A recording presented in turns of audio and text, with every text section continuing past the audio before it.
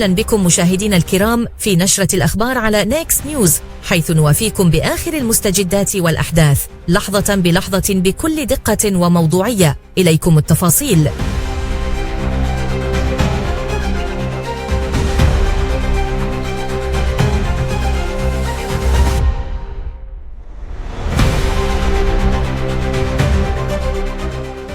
مستقبل كرة القدم المغربية من مجد كأس العالم إلى آفاق جديدة منذ التألق التاريخي للمنتخب المغربي في نهائيات كأس العالم 2002 بقطر، الذي دون اسمه كأول منتخب إفريقي وعربي يصل إلى نصف نهائي البطولة.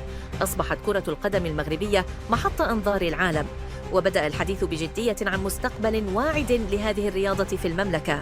لكن السؤال المطروح الآن: إلى أين تتجه كرة القدم المغربية بعد هذا المجد العالمي؟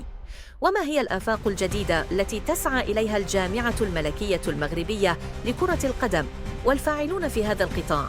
استثمار في البنية التحتية.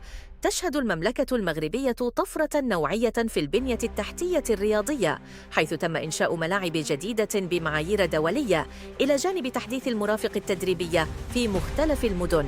ويعتبر ملف ترشيح المغرب المشترك مع إسبانيا والبرتغال لاستضافة كأس العالم 2030 أحد أبرز الأدلة على هذا التوجه الاستراتيجي. الرهان على التكوين. يجمع المتابعون على أن مستقبل كرة القدم المغربية يعتمد بدرجة كبيرة على تكوين جيل جديد من اللاعبين. وفي هذا السياق تواصل أكاديمية محمد السادس لكرة القدم وغيرها من المؤسسات التكوينية جهودها لاكتشاف وصقل المواهب منذ سن مبكرة، مع التركيز على الجانب التقني والانضباط التكتيكي. الأندية المغربية في واجهة القارة على مستوى الأندية تحققت نتائج مشرفة في المنافسات الإفريقية، حيث توج الوداد الرياضي والرجاء البيضاوي وأندية أخرى بألقاب قارية، ما يعكس تطوراً ملموساً في مستوى البطولة الوطنية. البطولة الاحترافية. احترافية في الإدارة والتسيير.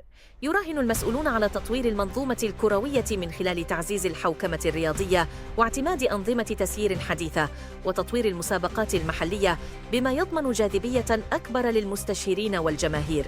آفاق المشاركة العالمية.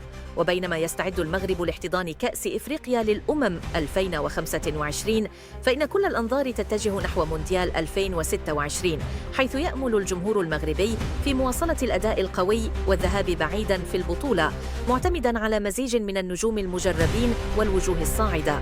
خلاصة: مستقبل كرة القدم المغربية يبدو واعداً، بشرط استمرار العمل الجاد على المستوى القاعدي والاحترافي، والتعامل مع النجاحات السابقة كنقطة انطلاق نحو إنجازات أعظم، لا كنهاية لمسير تاريخي. شكرا لكم على حسن المتابعة.